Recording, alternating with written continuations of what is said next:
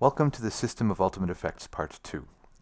In this video, I'll be taking a deeper look at the system of immediate effects as well as the system of ultimate effects, and I'll be exploring how tonification and dispersion manifest within the balance method from a systems perspective.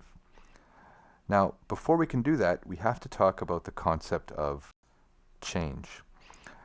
Now, change is a central concept to all of acupuncture and Chinese medicine, but today we're going to look at it in a very specific way.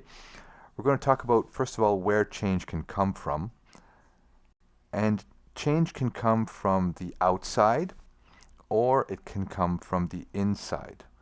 So when it comes from the outside, it's something like a needle, okay, or moxa, okay, or bloodletting. Some sort of external change is occurring.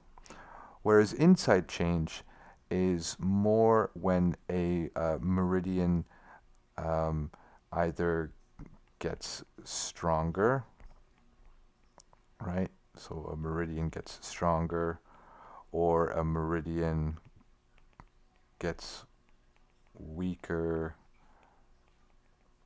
or a pathogen gets stronger, or a pathogen gets weaker. And we're talking about internal pathogens, okay? Or when there's increased flow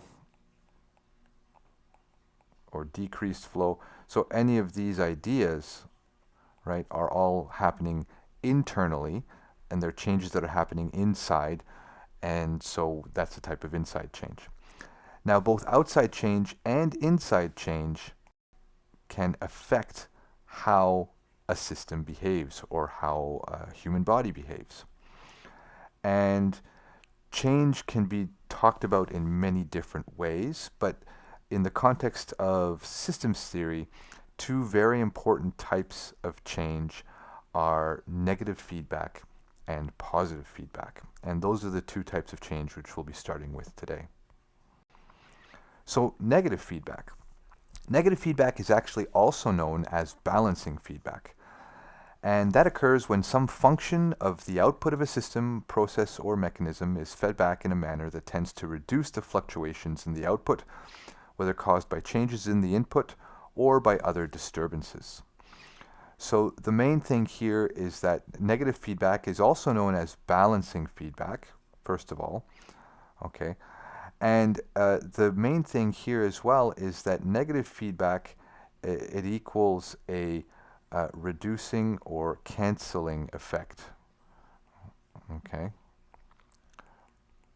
A reducing or canceling effect. Now, if we look at our diagram of immediate effects, and this is just basic balance method theory, we have a balancing meridian and we have a sick meridian. And that sick meridian, there's pain, or there's stagnation, or there's some sort of dysfunction or discomfort, right? There's something wrong with the sick meridian, which we have assessed and diagnosed. And we've selected a balancing meridian to actually treat the sick meridian. Now, the balancing meridian, in this case, can also be known as a negative feedback meridian.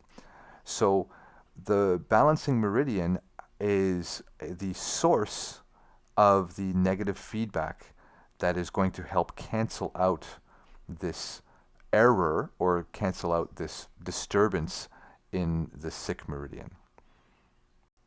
So when we needle the balancing meridian, we are creating a change in that balancing meridian. And that change is going to be a negative feedback stimulus, which is going to actually cause what's happening in the sick meridian, the disturbance in the sick meridian, to be reduced or to cancel out. Now, negative feedback, as we mentioned, right, or balancing feedback, tends to reduce the fluctuations in the output. Okay, and that is really what we're interested in when we are looking for some sort of instant result or immediate effect. What we want is we want the balancing meridian being needled to provide negative feedback to end up canceling the disturbance in the sick meridian. And once that happens, then the sick meridian becomes the balanced meridian. So what has happened here is that the needling, the effect of needling, has created a negative feedback which has in turn reduced the or dispersed the pain or discomfort or disturbance in the sick meridian. And so it is now the balanced meridian. So we can therefore say that needling a balancing meridian has the immediate effect of reducing or dispersing the sick meridian. So the negative feedback of needling has as sort of a natural quality to it the immediate effect of reducing or dispersing. So this happens across all systems. So we have a balancing meridian, doesn't matter what it is right now. We have 6 systems, and if all 6 of those systems are disturbed or not functioning properly, then when we needle the balancing meridian, what we have created is we have created a negative feedback, and that negative feedback, or we can also call it a balancing feedback, right? It's one and the same. Okay. And so that negative feedback or balancing feedback is going to reduce or disperse the disturbances in the sick meridians, in any of the 6 systems. So then the sick meridians then become balanced meridians, right? These are all now balanced meridians. Okay? And they are balanced in the sense that they no longer have an active disturbance in them, because the negative feedback or the dispersing caused by needling has reduced or eliminated the pain or the discomfort or the disturbance from that particular meridian. So needling has this effect of dispersing automatically, especially it has the immediate effect of dispersing. Now we're going to describe, or we're going to label this immediate effect of dispersing with a blue arrow. Now positive feedback is kind of the opposite of negative feedback. Positive feedback, or reinforcing feedback, occurs when some function of the output of a system, process, or mechanism is fed back in a manner that tends to reinforce the output, whether caused by changes in the input or by other disturbances. So here we're looking at something that reinforces or strengthens or amplifies. So positive feedback, right, is basically the amplifying, okay, or strengthening feedback, right? And what they call it is reinforcing feedback. So reinforcing or making something stronger happens in a different way from just needling. So here we have a sick meridian, okay, a sick meridian with a disturbance, and the sick meridian, it plays a role in the health and strength of its related meridians. So here we have a systematically related meridian, and it should be receiving a healthy input from the sick meridian, but it's not, because the sick meridian has a disturbance. So that makes the systematically related meridian not working as well. So it's a type of feedback where rather than the sick meridian making something stronger right now, it's actually making it weaker because of the disturbance in the sick meridian. But if the sick meridian suddenly becomes a balanced meridian, now there's nothing stopping the balanced meridian from actually sending a healthy, strengthening, reinforcing signal to its systematically related meridians. So the balanced meridian becomes the positive feedback meridian. And positive feedback is reinforcing or strengthening. So the systematically related meridian all of a sudden becomes strengthened. It becomes stronger. It becomes healthier. And we're going to be labeling the positive feedback or the reinforcing or strengthening effect with a green arrow. So we can therefore say that a change in the state of a sick meridian from unbalanced to balanced produces a reinforcing or tonifying effect on its systematically related meridians.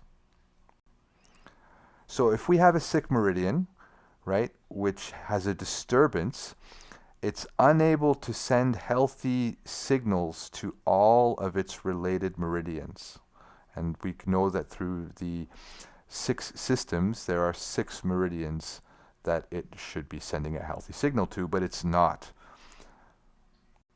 But as soon as that sick meridian is fixed or balanced and it becomes a balanced meridian, now all of a sudden a healthy, reinforcing or tonifying signal can be sent to all 6 of its related meridians.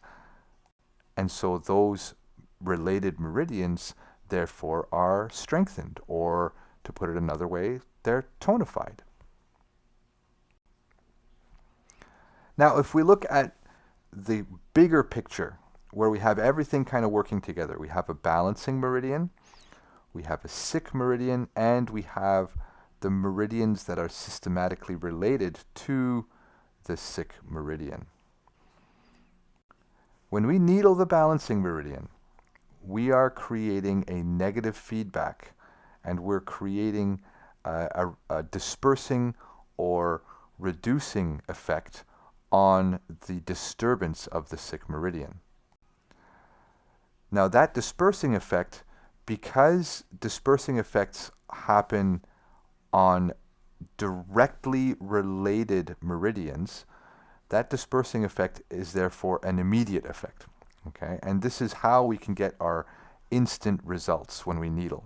Right? We can reduce the disturbance in a sick meridian immediately or instantly.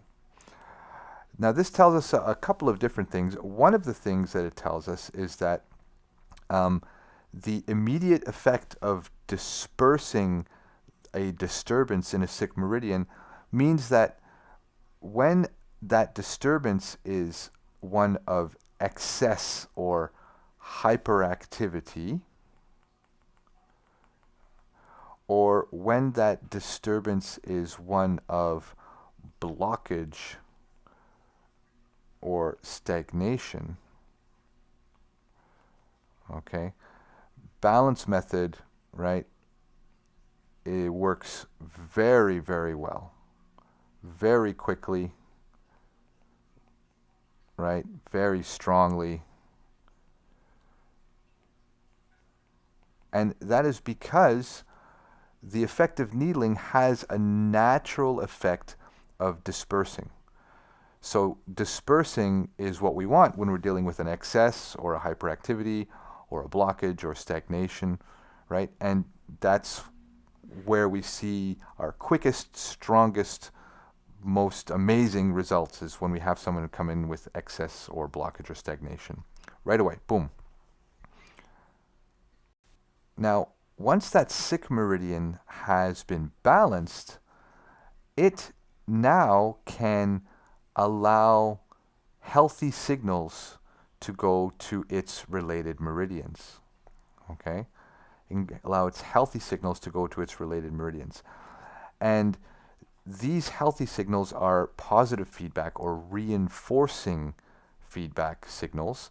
And so they are strengthening or tonifying its related meridians. Okay? Now, this is what we call an ultimate effect. Not necessarily because it's like the best effect. That's not what we're talking about. We're talking about the fact that from a systems perspective, immediate effects are the label we give to effects that happen when a change directly affects another part of the system, whereas ultimate effects are the name we give to when a change indirectly affects other parts of the system. So needling the balancing meridian directly affects the balanced meridian, or the sick meridian, which then becomes the balanced meridian, and then the balanced meridian affects all of its related meridians. So the needling has the ultimate effect of tonifying the meridians that are related to the sick meridian or the newly balanced meridian. So needling has two effects. It has a dispersing effect on the directly related meridians, okay, which is also known as the immediate effect. And it has a tonifying effect on the ultimately affected meridians, meaning the meridians that it's not touching directly, but is having an effect on through the balanced meridian. So a needle has both dispersing and tonifying effects every time you needle. So Dr. Tan was a fan of saying, when people asked, should we tonify or should we disperse? Should we use a tonifying manipulation or a dispersing manipulation? Should we angle the needle with the channel or against the channel? What if we're dealing with deficiency? What if we're dealing with excess? What should we do, Dr. Tan? And Dr. Tan's basic answer was just stick the needle in. This is balance method. Just stick the needle in. You will get the results you're looking for.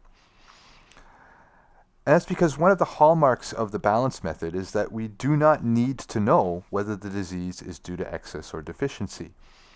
Well, why? Like, how does that work? And the answer to it actually lies in System 6. So System 6 is the self-balancing system, right? Lung balances itself. Spleen balances itself. And it's a bilateral system. So it means that no matter what side you needle, it's going to affect both the left side and the right side. So if you needle the left side, it's going to affect the right side as well as the left side, and vice versa. And this is what is being described here in this diagram. So imagine for a minute that we have needled the left meridian. Okay? What's going to happen is that there's going to be, through System 6, an effect on the right meridian, but there's also going to be an effect on itself. Okay? So let's imagine for a minute that we have a problem where both the left and right meridian of a system, of System 6, doesn't matter what meridian it is, right? But both the left and right meridian have dysfunction, have pain. If we needle the left meridian, we are creating that negative feedback or that dispersing effect. Okay? And that dispersing effect is going to immediately reduce the signal or the disturbance in the paired or in the right meridian, and it's also going to immediately reduce the signal in the left meridian. Okay? So again, a dispersing effect is described with blue arrows. And that's what happens here. Now, what we can do is we can take that diagram that we just looked at and just make it a linear diagram where the left meridian disperses the right meridian, and where the left meridian disperses the left meridian. Okay? Now, this is, of course, the immediate effect. Do I have the right color here? Yeah. So this is the immediate effect. Okay? Dispersing pain, dispersing a disturbance, reducing a disturbance. But we know that the right and left meridians have are related to all of the other systems, and that once the right meridian, which was sick, becomes becomes what we call a balanced meridian, okay, And once the left meridian also becomes a balanced meridian, okay, we know that that balanced meridian can then have a tonifying effect on its related meridians, right? The signal from the once sick meridian is now balanced and healthy and can reinforce or strengthen all of the meridians that it connects to. Okay? So we can describe it like this, right? We have the left meridian, which immediately disperses the right meridian, reduces the disturbance or the pain, balances it, which then allows it to tonify another meridian. And because of system 6, the right meridian is connected to the left meridian. And so it actually ends up tonifying the left meridian through system 6. Remember, this is system 6 we're talking about. Okay. Likewise, the left meridian immediately disperses the disturbance or pain in the left meridian in itself. And once the left meridian is balanced, once it is balanced on its own, then it then can reinforce or strengthen. It can send a strengthening or reinforcing signal back to itself. This is what that looks like. We have a needle creating a dispersing effect of pain or disturbance on the right meridian and the left meridian. And once the right meridian is balanced, it can actually create a tonifying effect on the left meridian. And the left meridian can then, because it's balanced, can also create a tonifying effect on itself. In fact, the right meridian has, because of system 6, the ability to tonify itself once it is balanced as well. And every meridian has this ability. When a meridian is balanced, it automatically supports and strengthens itself. Okay? It's like an element in the 5-element theory which can actually strengthen or support itself. So, the simple act of needling one meridian has dispersed the pain in its paired meridian in system 6. It has dispersed any pain in itself, creating a balanced right meridian and a balanced left meridian. And now that they're both balanced, they then are able to tonify themselves. And because we needled the left meridian, the right meridian, being healthy now, is connected to the left and can actually tonify the left meridian as well. So by understanding how needling affects meridians in system 6 through dispersion immediately and tonification ultimately, we can see that every needle has both dispersing and tonifying effects on all of the meridians that are involved in the balance method.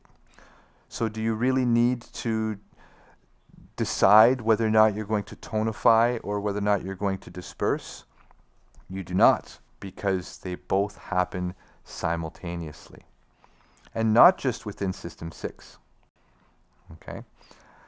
So here we have a diagram of combined immediate and ultimate effects on system whatever plus system 6.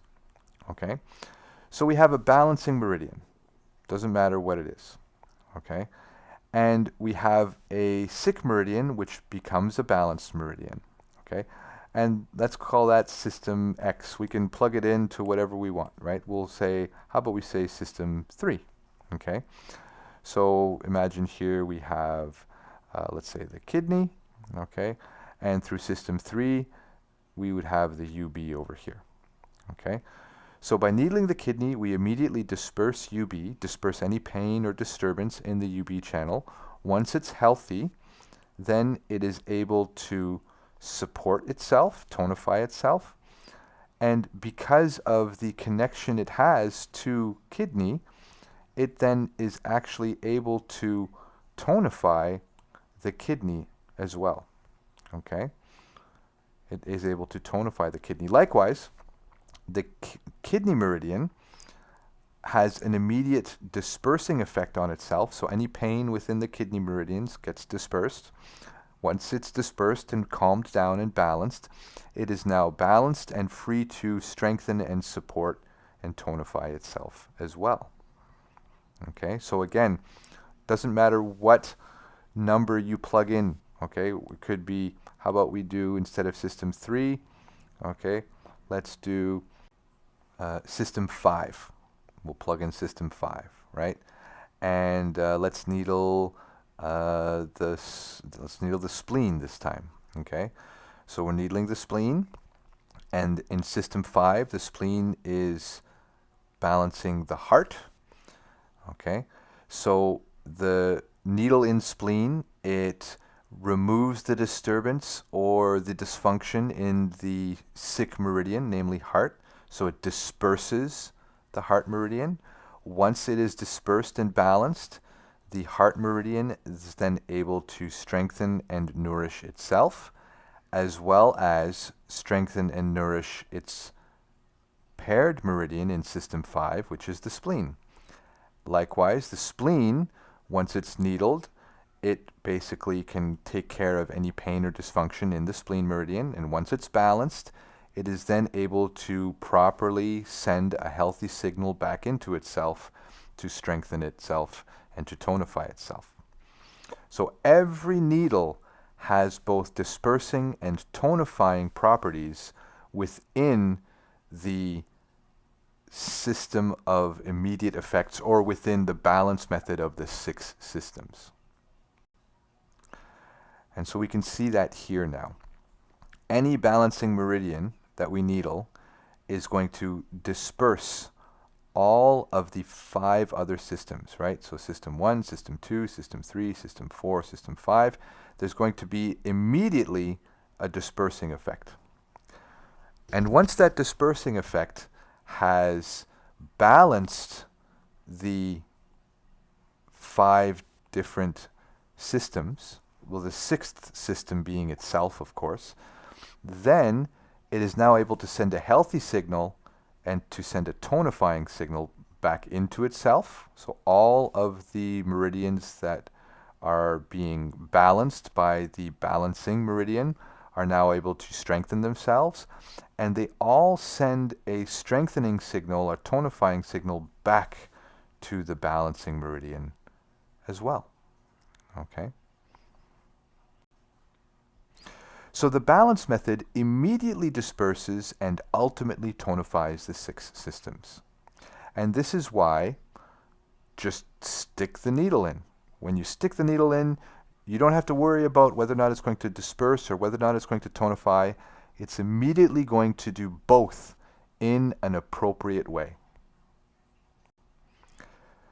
For example, if we needle the left spleen, then what's going to happen is we are going to immediately disperse the right lung.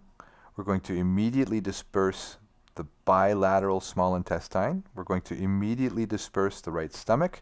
We're going to immediately disperse bilateral sanjiao, and we're going to immediately disperse the right heart.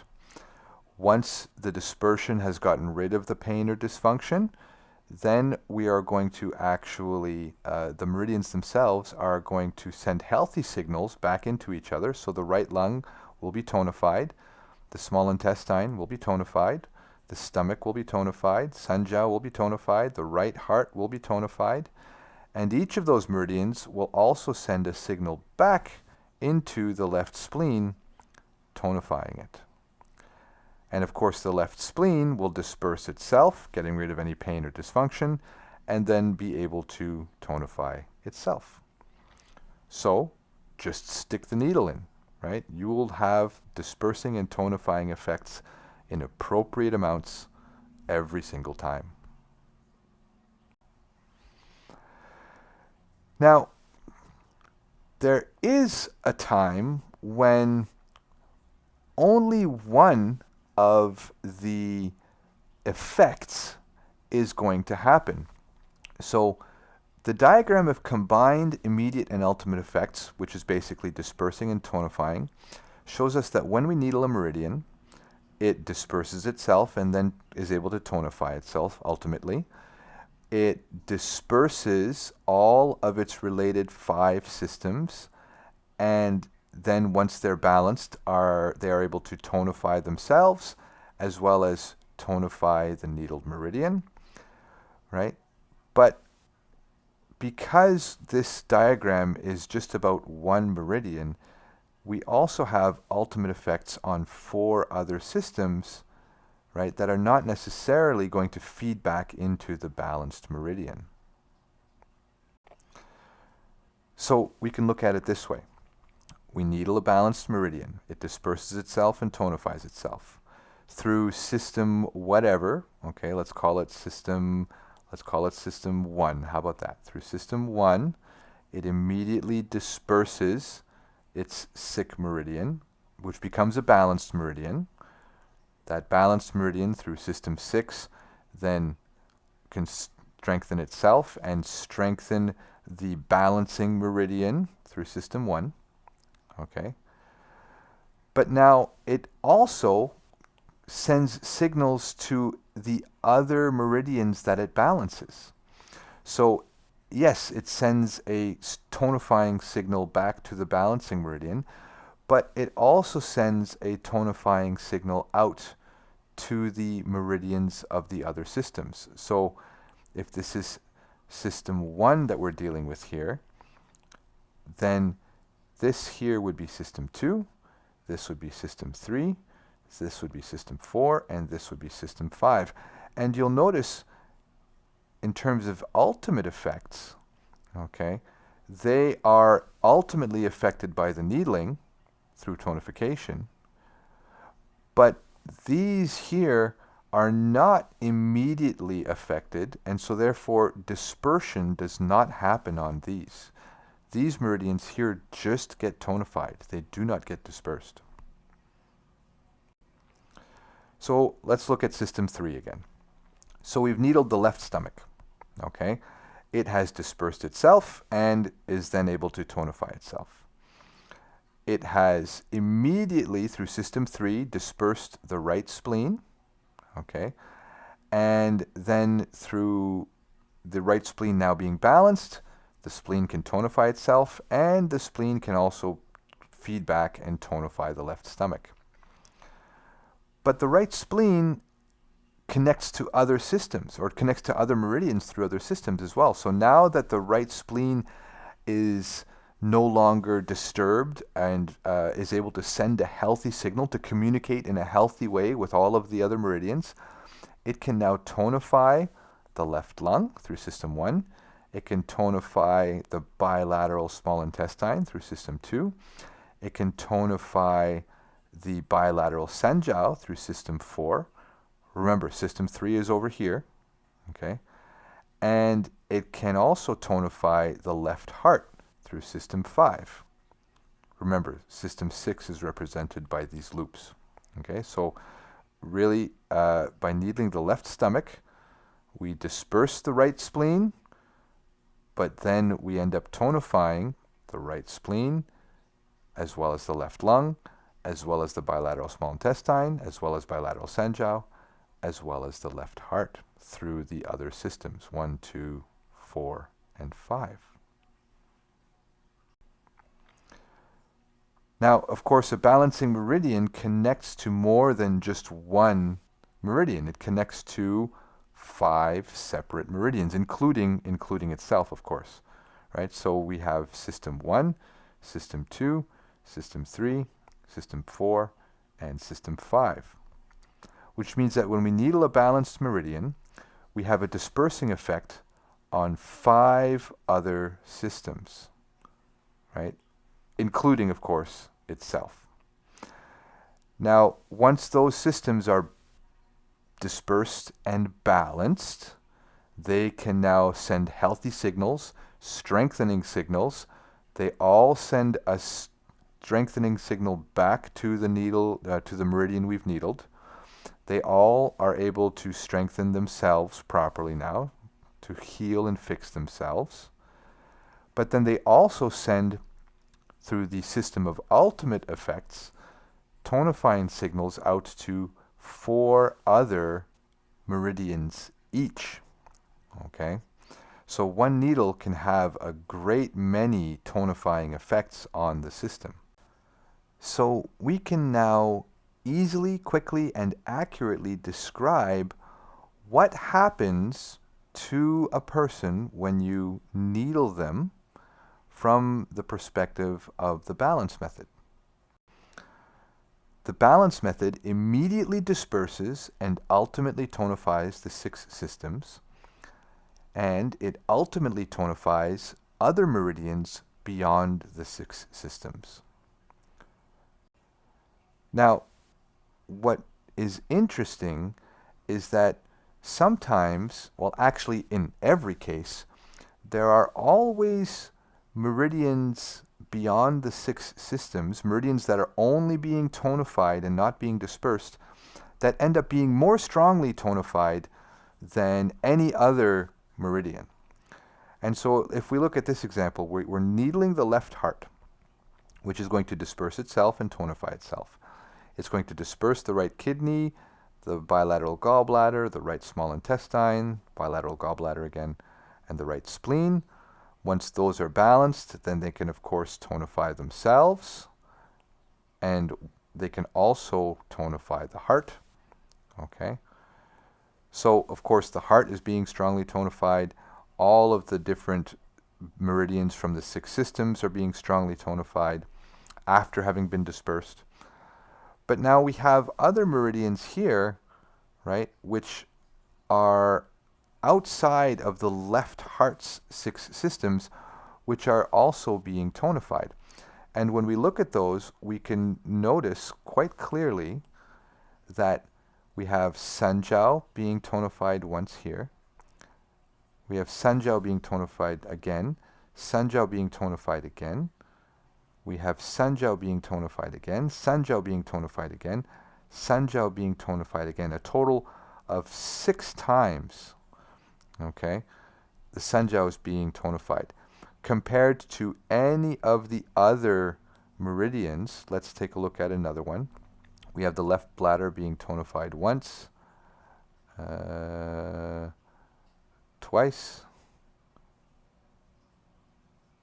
That's it, right? So left bladder is just tonified twice, right? The large intestine, bilaterally once. That's it, just once. Pericardium,